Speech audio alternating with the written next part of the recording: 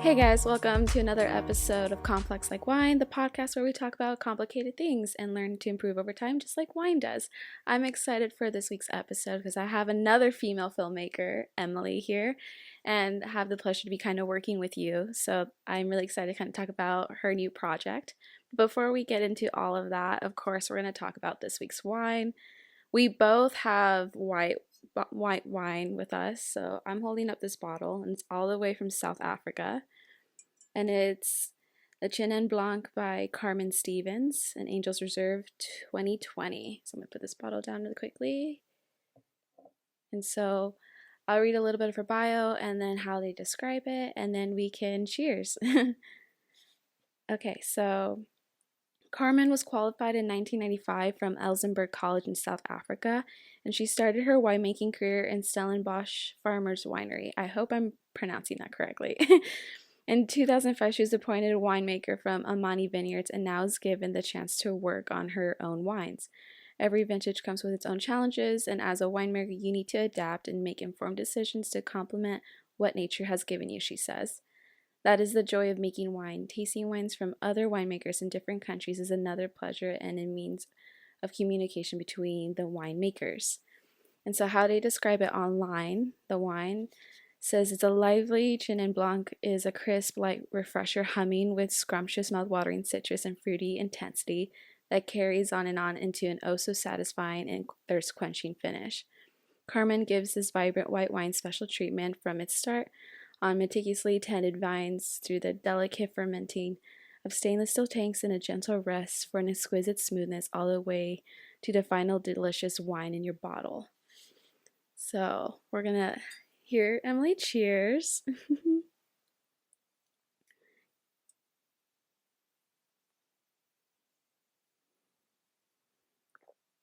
What kind of wine are you having? Yeah, mine's not as good as yours. Wine from Kroger. It's just I don't know, Pinot Grigio, maybe. Mm. I don't normally drink whites, but this is really good. I definitely would get this again, and definitely more of a, again, like she says, a light kind of fruity citrusy flavor. So I like this a lot. I think this would be good for like brunch or something. Yeah, I mainly drink whites, especially in the summer.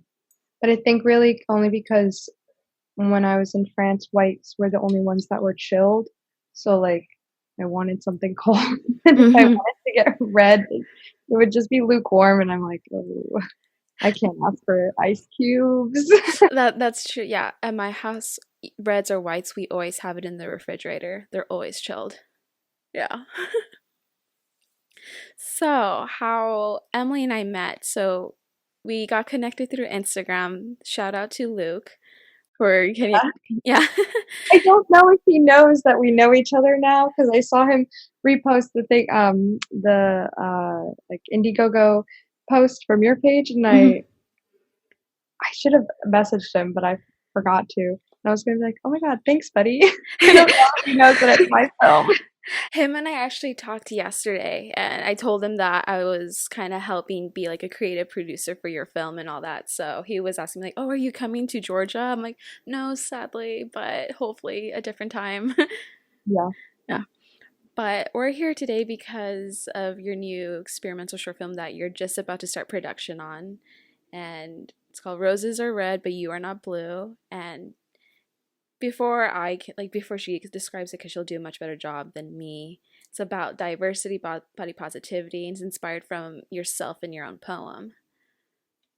Yeah, yeah. Yeah, I wrote the poem over quarantine, um, mostly just being kind of fed up with just like the lack of representation in media around just body diversity, and also yeah, struggling with, I mean, I'm sure it's not just me who's had struggles, especially during the pandemic, of with my body and like how it's changed and being more sedentary and um feeling kind of inadequate because of that, because, I used to be doing much more things, be more active, and then, now it's like, well, I can't do all those things that I used to do.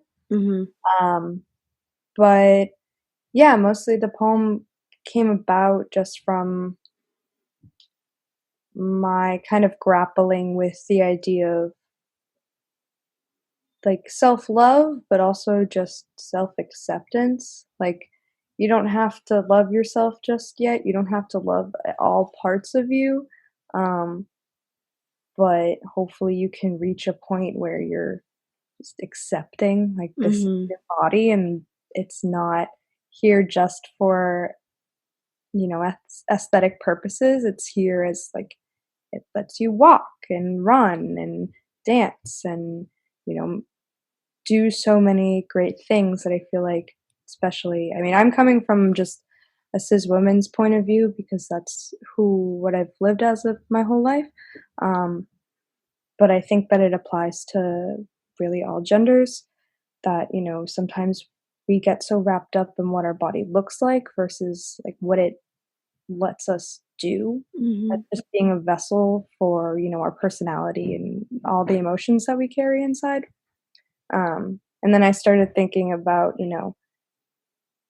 what would make me feel beautiful, and the first thing that came to mind was were flowers, because flowers innately by society are deemed like beautiful. They're, deemed something that like, okay, pretty, we have gardens and people buy flowers all the time, and they're also Mm, they lean more on the side of feminine, like, versus masculine in kind of a connotation, because women are usually the ones who receive flowers. Men, unfortunately, don't receive them as much as they probably should. Um, Mm-hmm. but yeah, and then so I don't know at what point it started, I guess, to devolve into, well, if you put flowers all over your body, like, doesn't that doesn't that cancel out if you don't think you're beautiful, and that doesn't that make you innately beautiful because flowers are innately beautiful by society? So I started doing this weird math of like, if you're not deemed pretty enough, but you put flowers on your body, that makes you pretty enough and beautiful by association. So, like, and that's like, societal fact that flowers are beautiful, so you can't dispute it. So that's kind of where it all grew out of. Mm-hmm. The film itself is much more centered around, yeah, getting that diversity element into it, especially for representation, because that's that's really what the message is trying to convey. Right. Because when we first talked about your project and kind of, we both, were, I think we're both kind of, like smaller people, not incredibly curvy, and so for your friends that you've shared that like are very curvy or might be darker complexion or like, might have cellulite stretch marks, and you see that they're very confident and they do all these things. Is there anything that you've learned from them? Oh yeah. Oh yeah. I mean, um, yeah, like I know rationally and looking at myself logically that I fit what society deems as like conventionally attractive and conventionally skinny.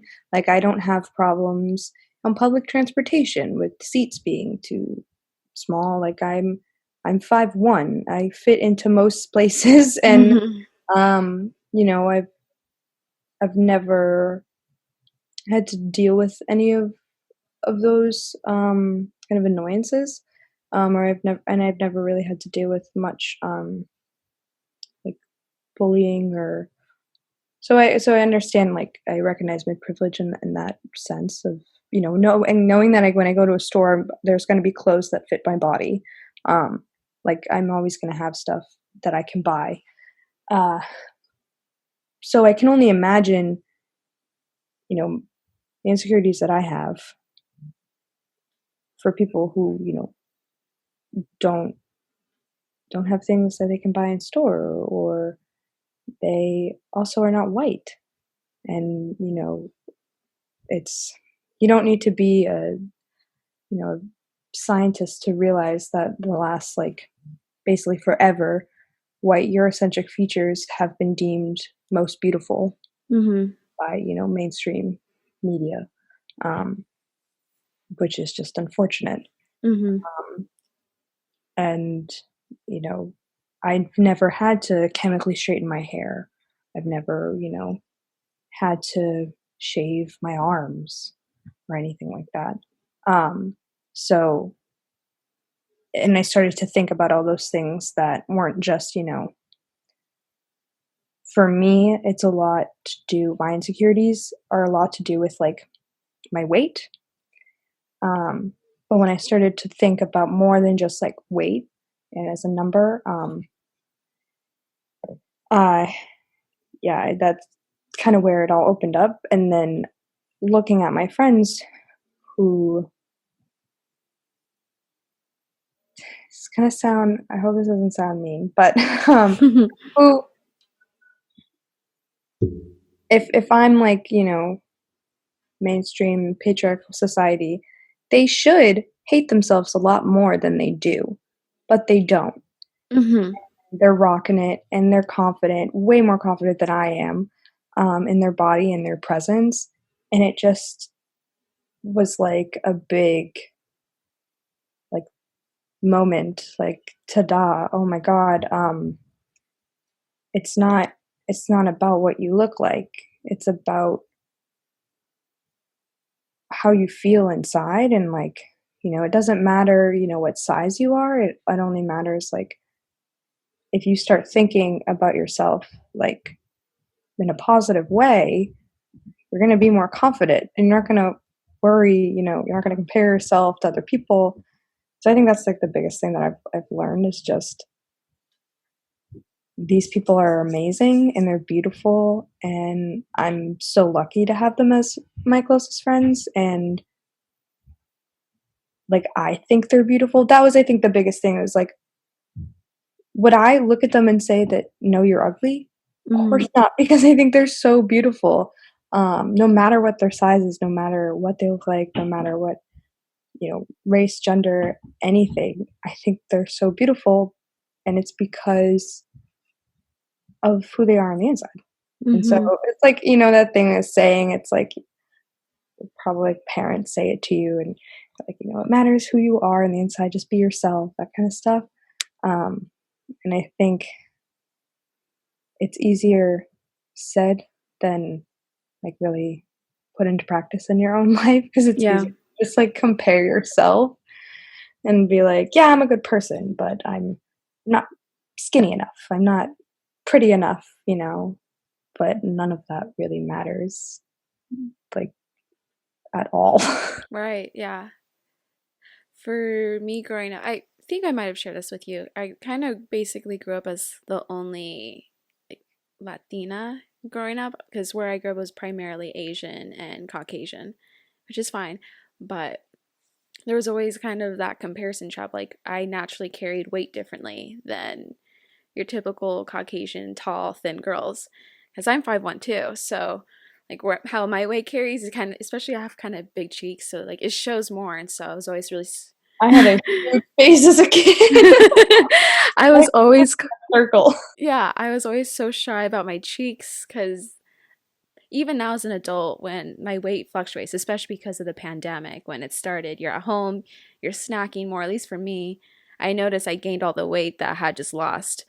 And I was like, oh, dang it. And so now, like, especially with my stomach sometimes, with like, yeah, rolls and stuff, and I've realized that's a very normal thing. If you look even at really thin people, they're depending how you sit, you naturally have your rolls because your body's made Yeah. it a certain way. And what you said about like you see other people and you think you now genuinely think, wow, they're gorgeous, and then you kind of look back to yourself and think like, would I talk to my friends the way I talk to myself?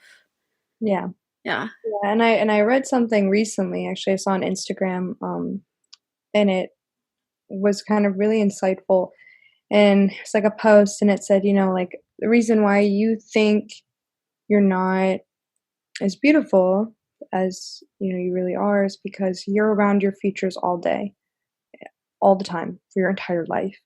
You know, you see yourself in the mirror, like they become normal and like plain to you. Mm-hmm. Where someone else sees you and they're like, "Oh my god, I've never seen the features before.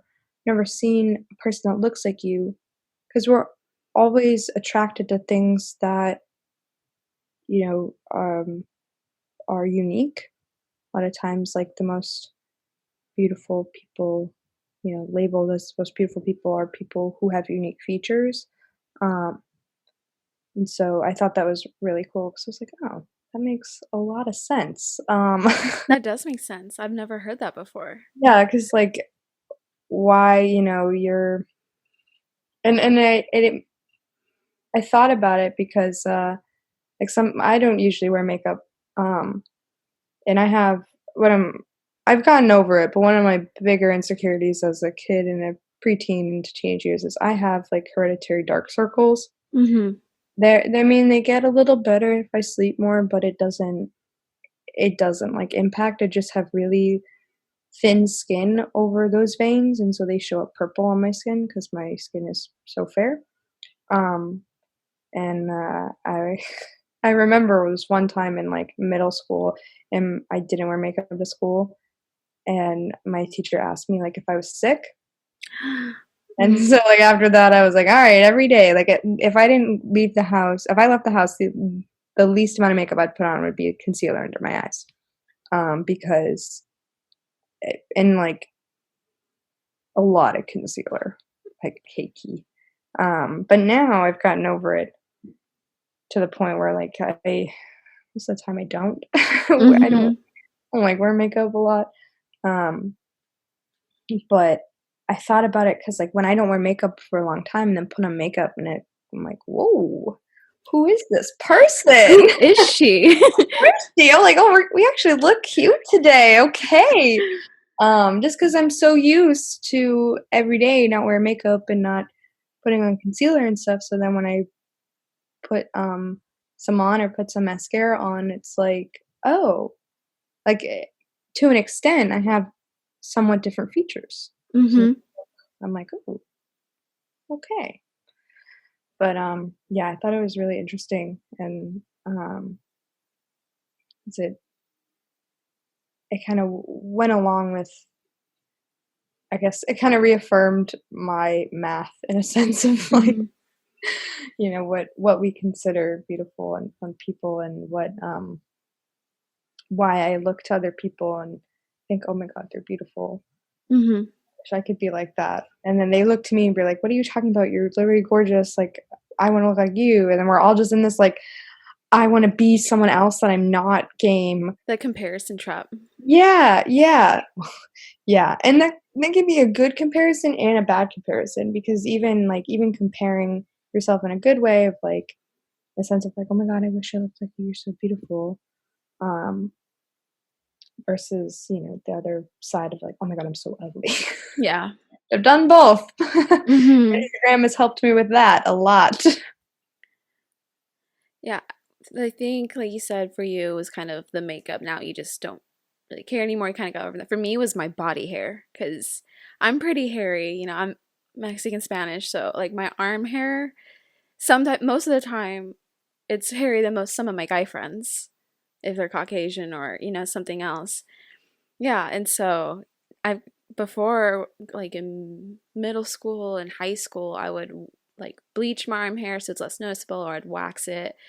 And because boys would make comments to me in school like, "Oh, why are your arms so hairy? You have a little peach mustache."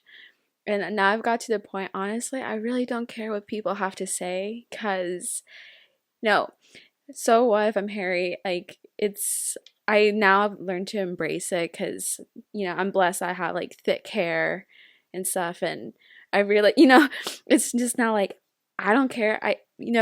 People will notice it way less than I notice it. And like you said, because you're with yourself every day and you notice every little thing, it's kind of, I guess, ties into like our projects or films. We're the ones that see everything. And so for me, I'm the worst critic of everything because I know every little mistake that happened, everything that didn't go according to plan. And someone who sees it for the first time is not going to notice anything and appreciates the beauty or effort put into it. Yeah. Yeah, I know, my sister see, 'cause I was born blonde, as a baby, but, and I look more like my mom, who has, like, Italian, Irish, American, like, Caucasian, ancestry, but, my sister looks like more like my dad, and all his side of the family is Puerto Rican, so s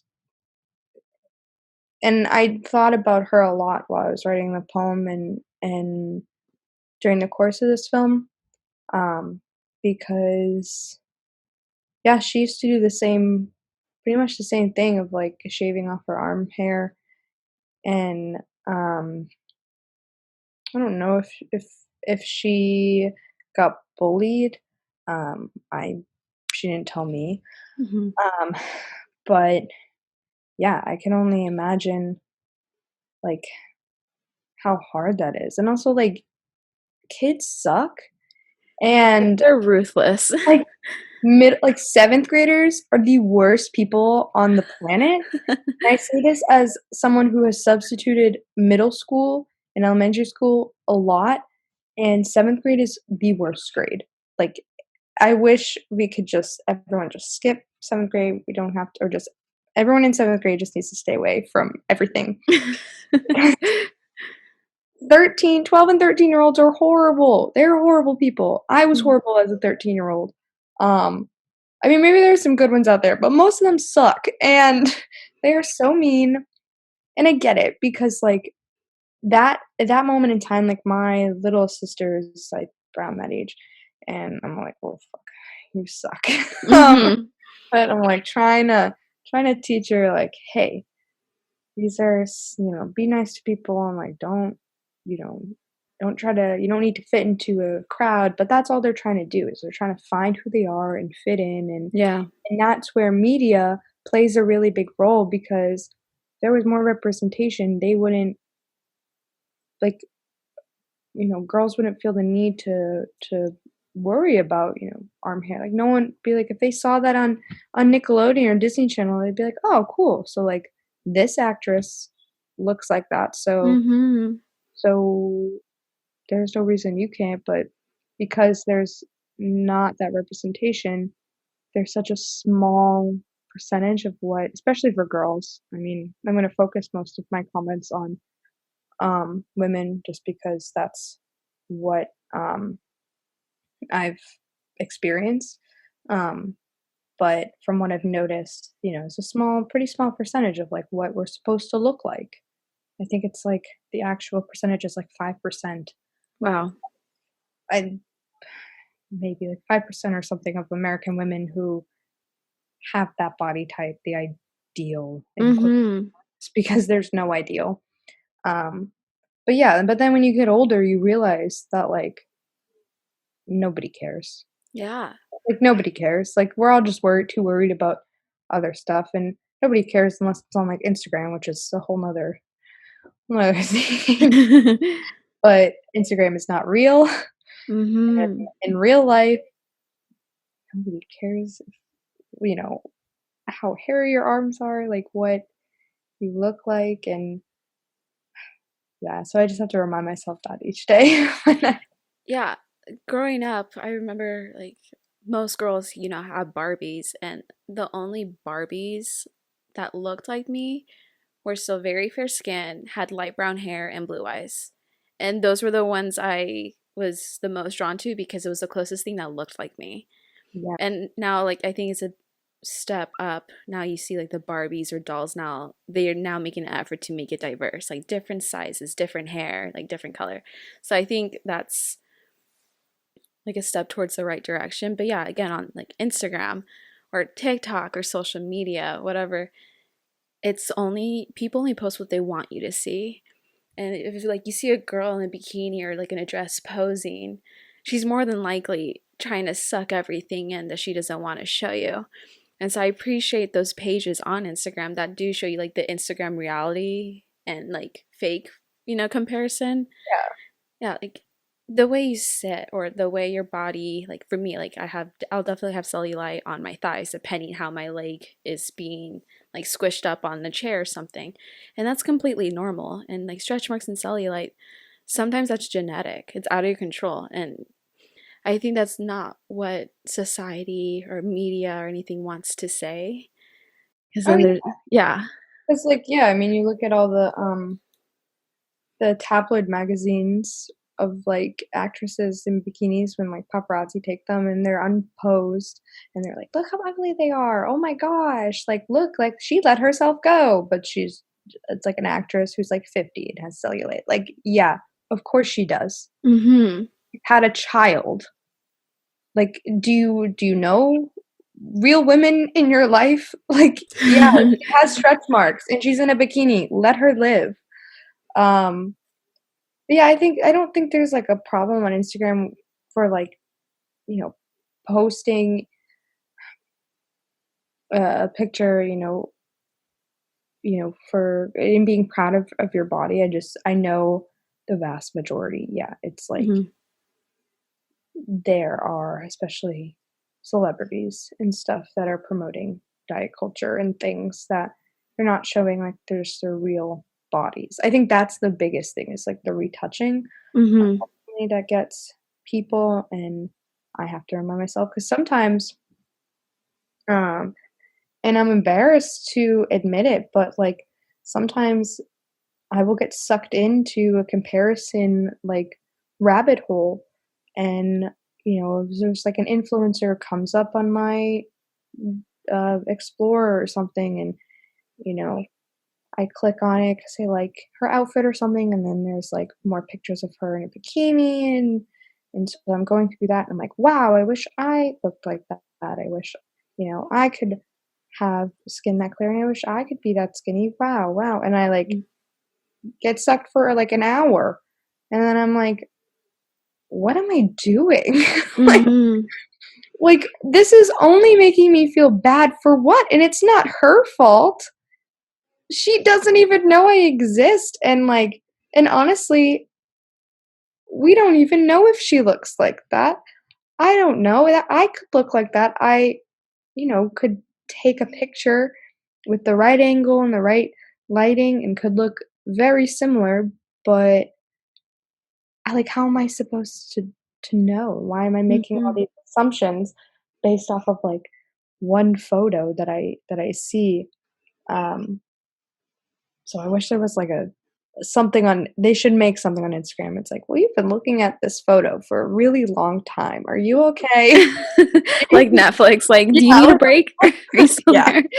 little pop up that's like, hey, are you comparing yourself? Mm-hmm. But it's interesting that you also mentioned um kind of being built differently in a way. Because I know, even though I mean, I'm white, no one ever looks at me and is like, Gonzalez. No, everyone looks at me and is like, Gonzalez? What? You're Mm-hmm. white. I have a lot of freckles, blue eyes. No one ever thinks that I'm Latina at all. But it was interesting when I was growing up. Um, I I guess bloomed would be the right word. Very early in puberty. I was like a C cup by the time I was like 13, which is horrible. And I got curves, but I still had like baby fat, kind of, I was still a child, but I started to have curves like a woman. And it's very, very strange to go through that Mm-hmm. because, like, when you watch Disney Channel, you just like the 13-year-olds on Disney Channel are just like sticks because they're children.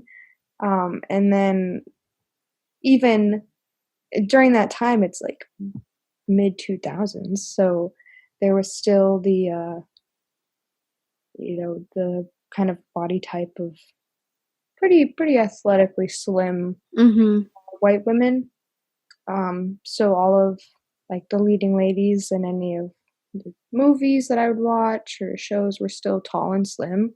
And the only people that like I really saw that I started to look more like because I was getting like curvier and stuff and having more of an hourglassy kind of figure, um, were like the one I can remember specifically is like Sofia Vergara.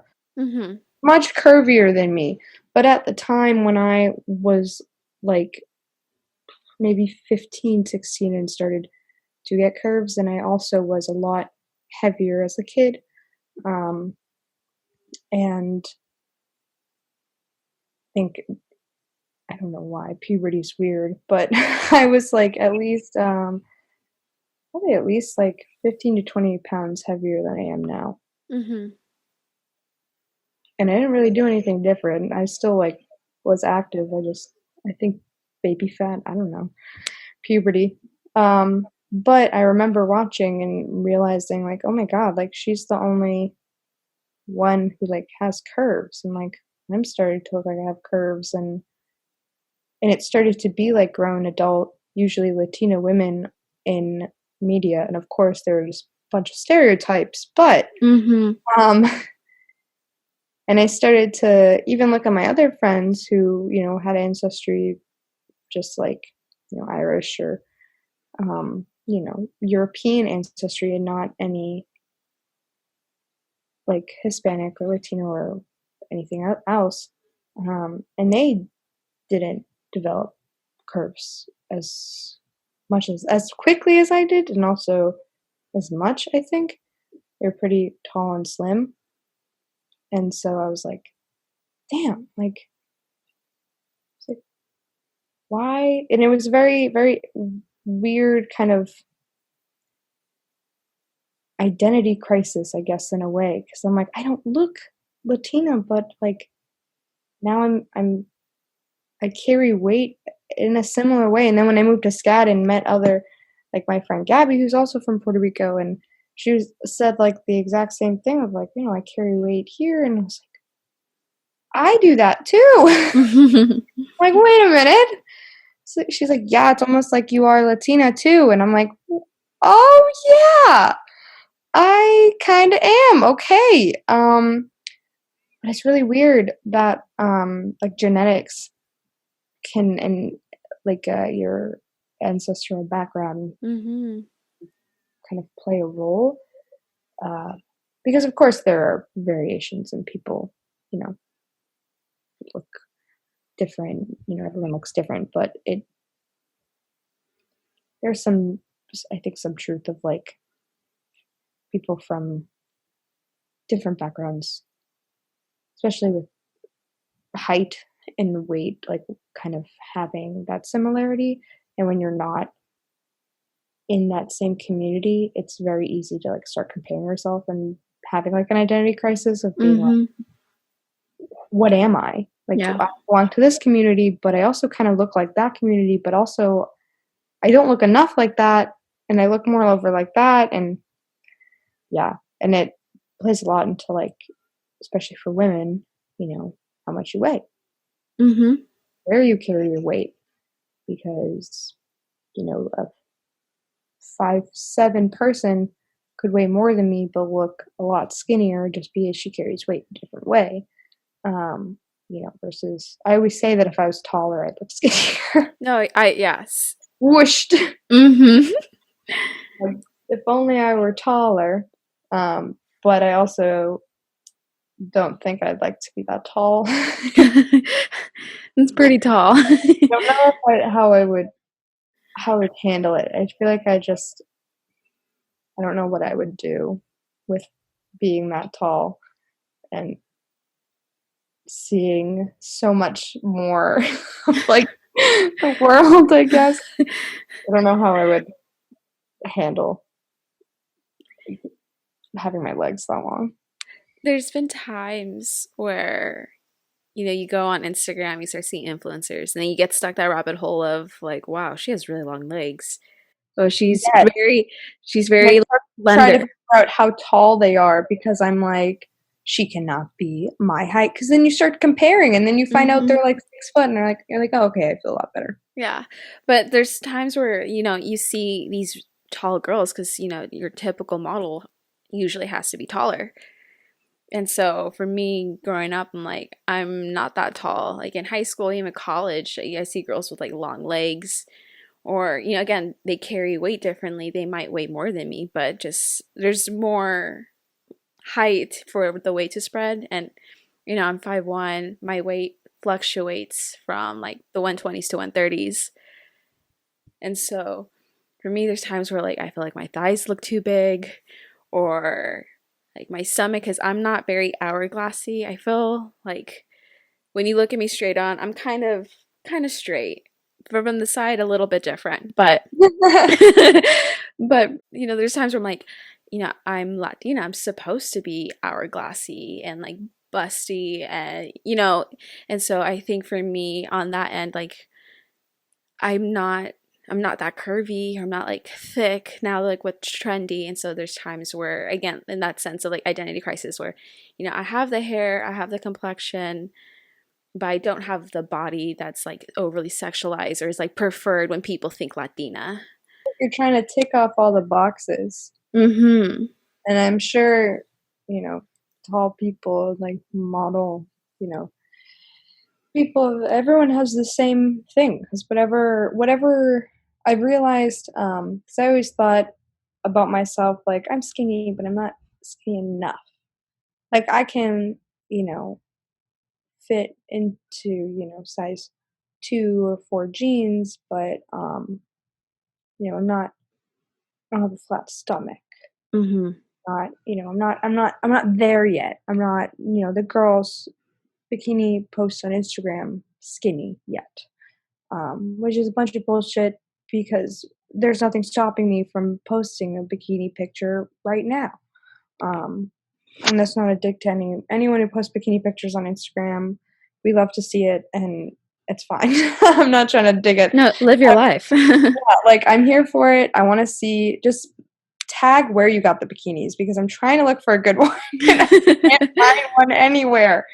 Um, but yeah, no, like, everyone has their own kind of like category that they either fit in or they feel like they're close to fitting in, and I realize that it's a lot. Yeah, you're kind of like, well, I have this and I have that, but I'm not there yet. And you're like ticking off boxes, which is like crazy because Mm-hmm. you and I understand it because humans in general try to categorize things.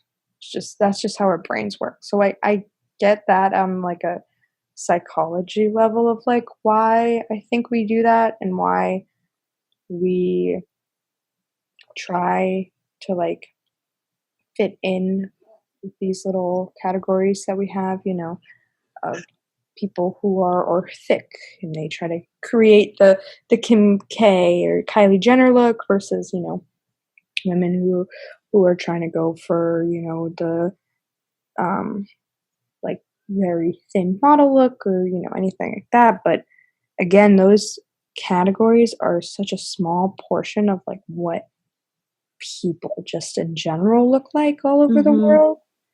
And just like reminding myself of that, like, there are so many more people than just what is shown and what we Mm-hmm. see. And so these categories are useless. They're like completely useless.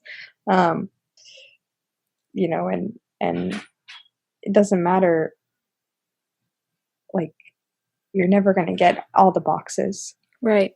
until you just decide that they don't matter and you don't need them, and then you create your own boxes and you obviously just click, because you're you, and you creating your own boxes for yourself, and you're like, yeah, I like this about myself and I like this, instead of thinking like, oh, what is something I have to change myself to fit this image of what I should look like?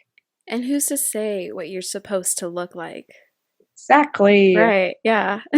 Usually us, we usually create this idea of like what we're supposed to look like based off what we see, based off Hmm. of like, the people we interact with of like what we want to look like. And that's why I think like Facetune is really scary. I tried it the other day because I've never tried it, and I was like, oh, I wanna see what this is all about. And I tried it and I hated it. I was like, this doesn't look like me. This is scary. I look like an Hmm. because I started changing things on my face, like making less round, getting rid of like my butt chin, and like getting rid of my dark circles. Although that would be one thing I would change, but only in the sense that um, like just I think it just would make me look more awake. And not, Hmm. I wouldn't have if I didn't want to sleep for get a good night's sleep. It wouldn't matter. But that's the fun plastic surgery that I probably get to do. But yeah, it's interesting to think about how like it affects all the younger people.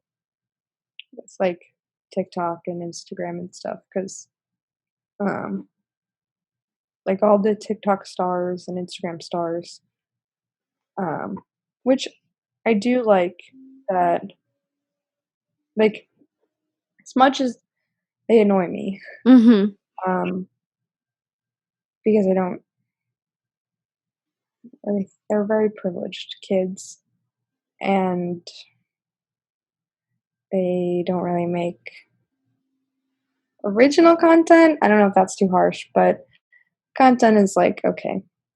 But because I just saw on Instagram, Addison Rae had like an interview with Vogue or something, or on their Instagram, um, and I do appreciate that she is like so popular because if you think about it, like 20 years ago, she would not, I don't think, would be as popular Hmm. because she's not that thin.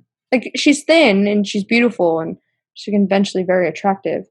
Um, but the ideal for body types has changed and shifted, and I think it's gotten a little bit more open Hmm. because, like, even looking at Disney Channel stars, like now versus like 20 years ago when they were first starting out and stuff, and how thin they looked, because that was like the goal to be Hmm. to be kind of just like a stick. Um, and so that kind of gives me a little hope that like even though these stars, may not be the best role models for kids and still promoting like their bodies, but at least it's like she's definitely not sickly thin. Right. She's healthy looking, Hmm. which ideally I think of my sisters and I would hope that like all young girls would like just want to be healthy and not Right. thin. Hmm. The problem with combining thin and health together and making them like synonymous because they're not and it's really scary sometimes when I look at and I see like I don't see a lot of commercials anyways, but when I see like ads and stuff on Instagram about, like losing weight and especially when quarantine was, happening and Hmm. there were a lot of uh ads like don't get fat during quarantine. And you're like we are in a global pandemic. Why is my weight the thing that I'm most worried about right now? Why Right. is physical appearance the thing that I'm most worried about versus not dying? Hmm. Yeah, I think with kind of like the diet culture and like the cosmetic industry, at the end of the day, they're both businesses. And so part of, at least for me, is not getting stuck in the trap of you have to do this because it's healthy. There's also the other aspect of like, this is also a business. And so we're going to sell you what is ideal or what seems like the best, healthiest way to do it. But at the end of the day, like, it's not, it doesn't work the same way for everybody. Like, Yeah. your health, like your weight goes to what's healthiest for it. So it's not getting stuck with the comparison again, the comparison trap of, well, these people lost 60 pounds, so I need to lose 60 pounds, you know? Yeah, yeah. And everyone, yeah, everyone, depending on, your lifestyle, you might eat different things, do different things. Um, yeah, I've started to focus on just how, if I'm hungry, Mm-hmm. actually eat if I'm hungry and not just eat because I'm like bored or something. um, but yeah, it's really interesting when all of that is like just pushed onto you by the media and not um and not from like actual like doctors. Um because most of the stuff that is deemed healthy and marketed as health food and stuff might not be like super healthy, and but Yeah. also everything's healthy in moderation. Just looking at food as like a just fuel, and it's not Mm-hmm. good or bad. Another thing from diet culture that is Right. fun to unlearn, because like you learn all this stuff. At least I learned all of it when I was like, like 13. And I was like, that's when I started, going on diets and stuff. And I think just from talks to my friends, I think a lot of girls have at least done a diet through like high school, Oh, yeah. which is like it's just sad to think about. Like why? Because you talk to guys and it's usually not the same thing unless, maybe they're training for, Mm-hmm. and in that case, then it's not so much a diet, it's just a different um, meal plan for, and they usually have like a coach or something.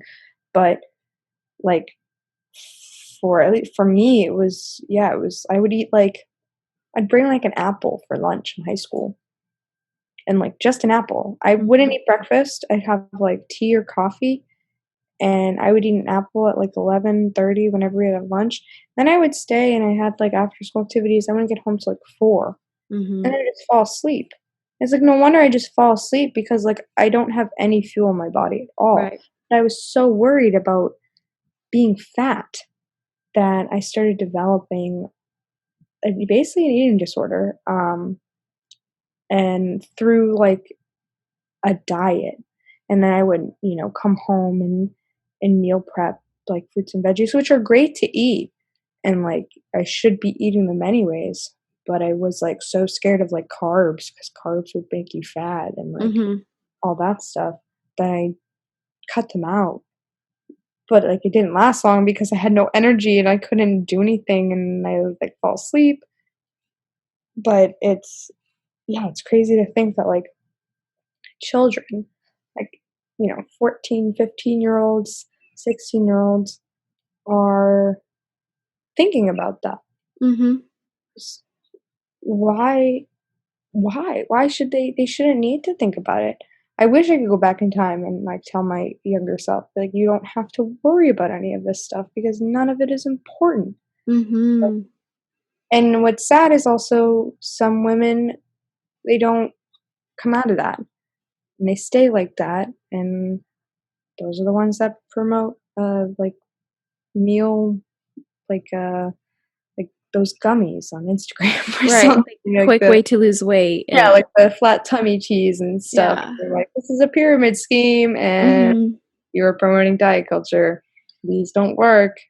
But yeah, unfortunately, like some women don't get out of that and they'll do crash diets, and that's what the industry thrives on, Yeah. unfortunately. It like before all my high school dances, I would like do a diet for the few days before, and I remember one, it's called the military diet, and you hardly eat anything for a few days. And I would try to like lose as much as I can, that way it would look better in like my prom dresses. And I look back on my pictures from high school and I shake my head. I'm like, there was not like there was no necessary stress to have back then. No. No one noticed. No, exactly. Like I'm the only one that noticed. No one else honestly cares enough. Everyone's worried about like their body image. Is I'm pretty sure, don't quote me on this, but I'm pretty sure like anything like 5, maybe 10 pounds and under, but especially for 5 pounds and under, no one notices. It's such a Mhm. small change. The only thing that matters is that like I started running during quarantine as a way to like get outside and like get exercise and stuff. And because I used to go to the gym and I'd have fear of people looking at me run. And so I was like, well, no one's really outside right now. This should be a good time to start. Mhm. And and I started to lose weight. Um, not wasn't like planning to, but just, because I was running so much or like walking and just, being active. Um, but it wasn't a lot. It was, a couple pounds. But I noticed I felt a lot better. I didn't necessarily look any different, but I felt a lot better. And Mhm. that's the only thing that matters. If you're trying to, lose weight or either gain weight, doesn't matter. It's all about how you feel because no one else notices. Like no Right. one. Mhm. Like my friends didn't notice. They just noticed that I act more happy. That's what people notice is that when the people talk about, oh, you're glowing or something, it's because you feel better. Exercise releases endorphins, so you got Right. more in your body, and that's what they notice. They don't notice. They're not like scrutinizing your waistline and being like, "Oh, I see you dropped 2 sizes. Good job." Nobody does that. Right. Unless you're like a model, I guess, and But if a modeling company is trying to tell you to lose weight specifically just for them, get a new get a new agent, get a new Yeah. modeling company Mhm. because that's bullshit. Is there anything else you wanted to mention or share with any listeners? Any like plugins for the film or any last messages? Dive back to the film. Um, yeah, I think all this we just talked about, um, it all comes down to just the way we fix it is just having more representation and better representation, more diversity. Um, and this film, it's very cathartic in a way. Mhm. Like it's not just a film; it's also like I have actresses who came to me and told me, I want to do this. I've been struggling with my body image, and I've also, one of them has had an eating disorder, um, and like I just appreciate so much that they're willing to be vulnerable and brave enough to be vulnerable in this way, um, because everyone that's chosen are are not people I think you'd normally see in front of a camera, in this light. Mhm. As if this I don't want to make assumptions, but if this was filmed with the male gaze heavily involved, it would be very thin, attractive young women, which is fine. There's nothing I don't have anything against thin, attractive, conventionally attractive women. But and I understand that they also, everyone has their insecurities. They're not alone in that. Models are not alone in their insecurities. But I think that it's more of a risk, more of just more insightful to have people who usually aren't the ones being chosen to model, the ones aren't chosen to be, the leading um, roles and stuff like that. People who some of them actually aren't actresses at all. They're just my friends, and they're like, I want to try this. So they've never been in front of the camera at all. Mhm. Um, and I wanted to pick people who were comfortable enough, um, like exposing themselves in that way. mean, I'm gonna also be in it. I have a cameo in it, and I'm terrified. And even doing the photo shoot, I was like, I almost didn't eat that day.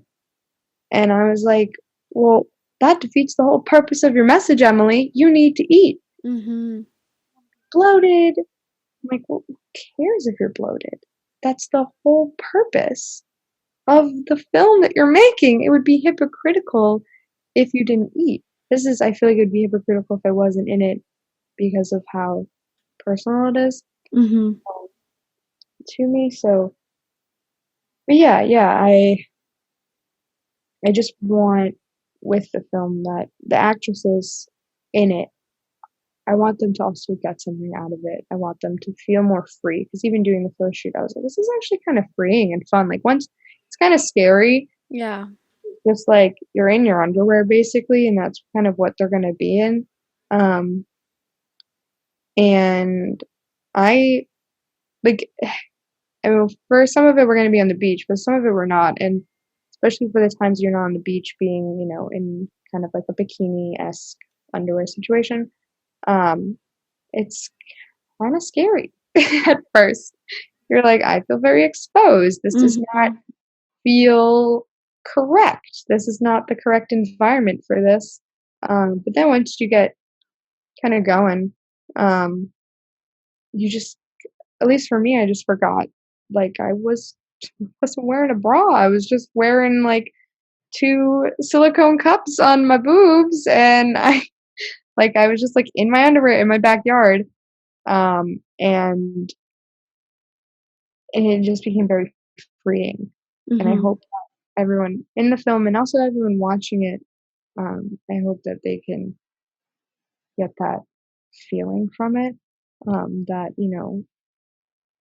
it, to a greater extent in the film, you don't have to be naked all the time to feel free, but but just like especially summer's coming up, and I've had problems and issues in the past of like wearing shorts and exposing my legs and being worried about that. And I know that's also an issue for a lot of people. And wearing tank tops because I'd really be self conscious about my arms. But like stuff like that, the things that you're self conscious about just exposing them, it when you kind of just face your fears, and that's really what this film is about facing fears, I think, for a lot of Mm-hmm. women, and me especially. I don't want to be in front of the camera, but I'm gonna. Mm-hmm. Um, and just being brave enough to face your fears, and you'll realize that it's much more easy. It's much more fun, and you have a way, way more enjoyable life if you just accept like your body as it is now and accept like what your arms look like, what your legs look like, what your stomach looks like, uh, because then when you accept it you start to forget about it, and it's not something that you have to think about all the time, and you can actually enjoy like a day out with friends at the park or at the beach. Mm-hmm. You can actually enjoy the beach. It took me a long time to finally enjoy the beach. I used to hate going to the beach because I did not want to be in a bathing suit. I did not want to be that exposed. And it really wasn't until probably last year that I actually enjoyed going to the beach, and not worrying about that. And now I love the beach. And I think I've always loved the beach. I just was so scared Mm-hmm. to show my body. Um, so the film I hope it helps people on top of providing representation and diversity and an enjoyable story. But I really hope that it can touch especially young women and old too. Whatever your age is, it's never too late to start accepting and loving yourself. Um, but I hope that it at least helps people see that they are beautiful. And if you don't even want to go that far, if you're not there yet, just fine as you are. Mm-hmm. Like you don't have to love yourself right now. It takes a lot to love yourself. And I'm still not there yet, but just start in baby steps, if you just start accepting yourself and you're like, cool, that's what we're working with, it's a lot easier to get to, like, I like myself and I like this about myself. And because sometimes when people say self-love and stuff like that, they'll start off really big like that and be like, Mm-hmm. you start talking about all the things you love about yourself. And if someone who is really, really having trouble with that, it can be really hard to like start naming things. But if you just start with like, can you accept that your arms look like this way? Let's start with that. And Yeah. like, and that's kind of what I'm hoping for with the film, to have people. Well, just cheers to that, Emily. Yeah. Very long explanation of No, love yourself. Just don't hate yourself. You don't even have to love yourself. Just don't hate yourself, because there are so many people in the world that, like, I've realized loving yourself almost out of spite, because who is going to do it for you? Very true. Mm-hmm. No one is obligated to love yourself for you. You are the only person who Mm-hmm. can do that. So why not? Like, why not just do it? Why not just start today? Do it now. Um, Also, quick tip. This is what I've started doing when someone gives me a compliment and they're like, "Oh my god, your hair looks so good," to be like, I know it looks good. I love that. Hell yeah. I always go with my friends and they're just like, "We hate you. Why do you say that?" I'm like, why not? You know it looks good, and I know it looks good. You're just affirming what I already know, so thank you. I love that. It started as like a joke, and then it slowly evolved into just like a habit now. And now, Mm-hmm. like, especially if anyone, I mean, if someone's like, "Oh my god, I love your shirt," I'd be like, "Oh, thank you." But if someone's like, "Oh, you look so cute. Your outfit's so cute," I'd be like, "Thanks. I know." Blah blah blah. Thanks. I know. Instead of what I used to do, I'd be like, "Oh my god, no, I look so bad today." Blah, blah, blah. Like, Mm-hmm. which is a lie, and I'm lying, and I don't want to be a liar. That's a really good tip. I'm gonna have to start doing that because there's times where I'm like, oh, no, it's okay, or like, oh, like I don't know, but I'm gonna Yeah, start saying, I know. yeah, well, it's great. It's great when for things that aren't like clothing related. Usually when someone uh like compliments my clothes, and I'll be like, "Oh my god, thank you. I thrifted it. This is where I got it." Or like, Mm-hmm. or I'll be like, "It was only like $14." I don't know why I do that, but I do. I'll just start being like, "Oh my god, I got it on sale." Or like, "It has pockets." Whatever. To kind of like, I guess, diffuse the compliment, like, "Oh, Yeah. thank you," but now I just started to just say thank you. Mm-hmm. Just, thank you, and that also opens up, you can give a compliment in return. Yeah. Doing that. I love complimenting random people's outfits, like, so much. It brings so much joy, and it's just such a small thing that you can do, and it just, like, makes everyone really happy. And also, if Mm-hmm. you work in a service industry, if you compliment them before you tip them, you're more likely to get a tip. So, Oh. when I see people come up to the register, I'll be like, "Your outfit looks so cute." They're like, "Oh, thank you." And then you stand there and wait for them to tip you. Thanks for the $20 or 20% tip. Another insider tip, guys. Yeah.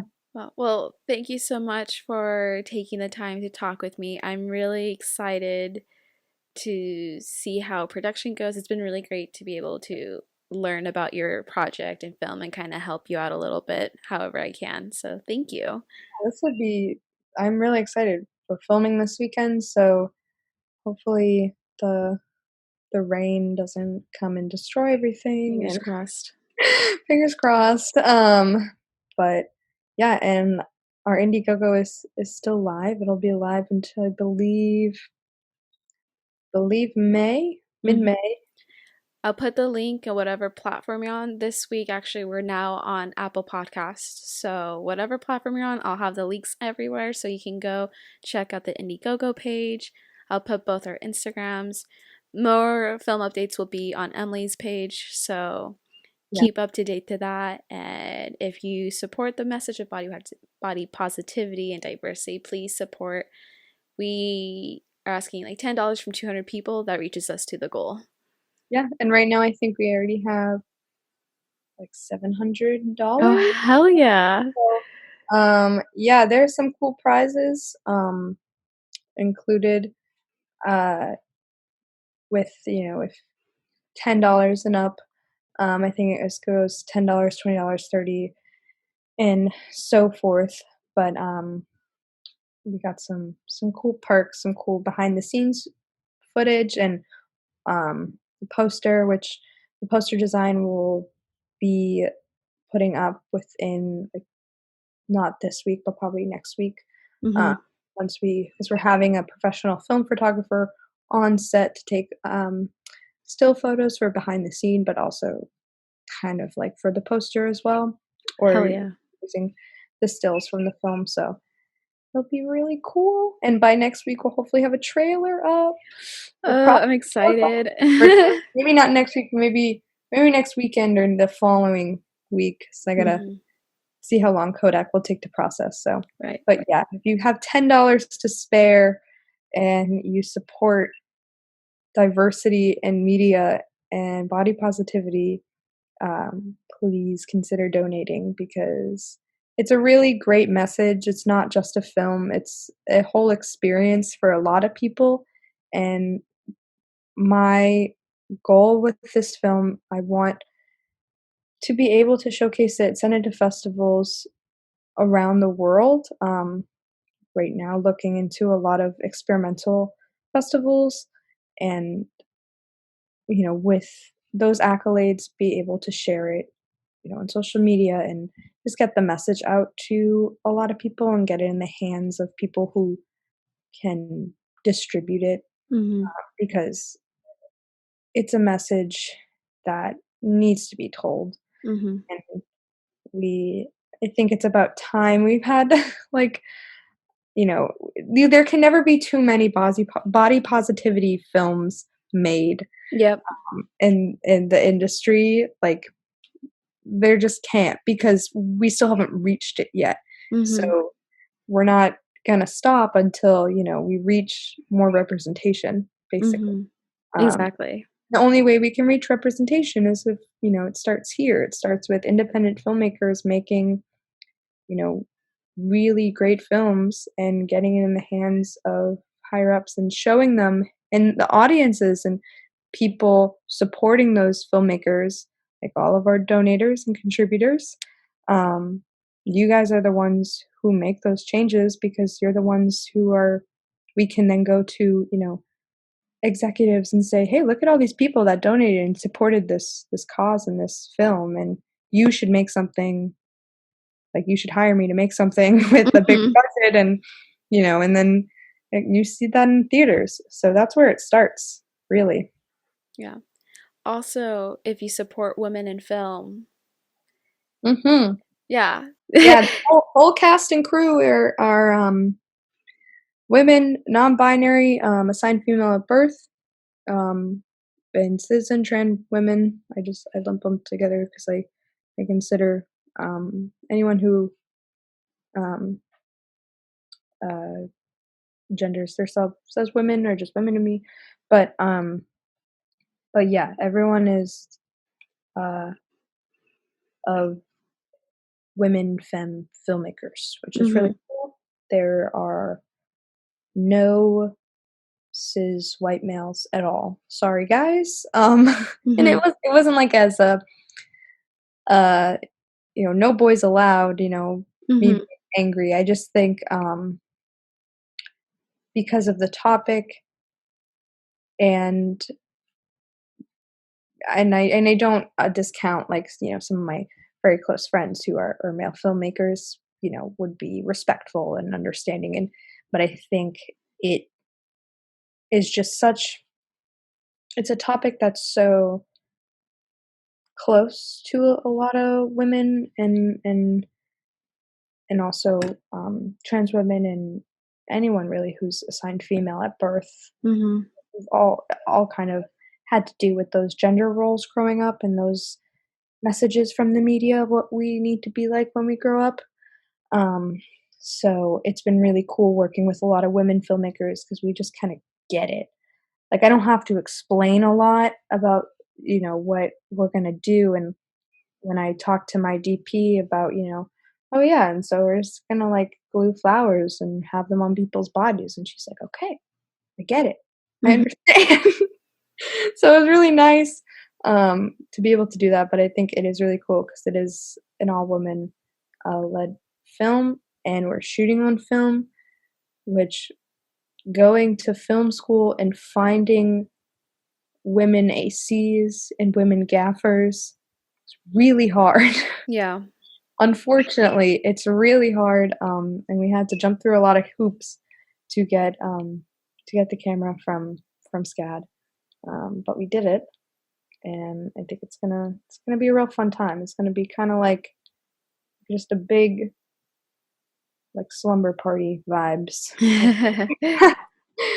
Because we're all the actresses are gonna have robes too between takes, so they're just gonna be in like robes the whole Right. Just like time. spa night with Yeah, flowers. exactly, and everyone gets to take home flowers at the end of the film as like a thank you because I will have nowhere to put all of them. I have like $100 worth of flowers or something ridiculous, but yeah, it's gonna be I think really fun. And the locations we have in the Savannah Botanical Gardens and on Jekyll Island.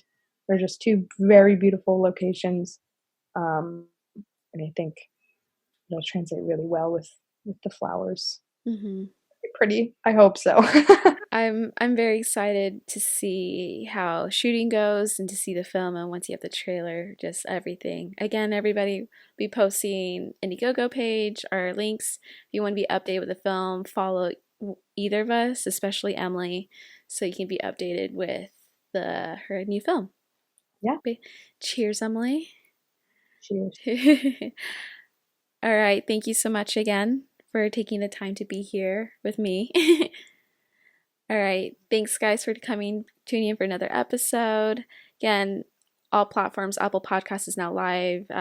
Subscribe, follow, rate whatever platform you're on. And if you have questions or anything, feel free to message either one of us. All right. Thanks, guys. Thank you.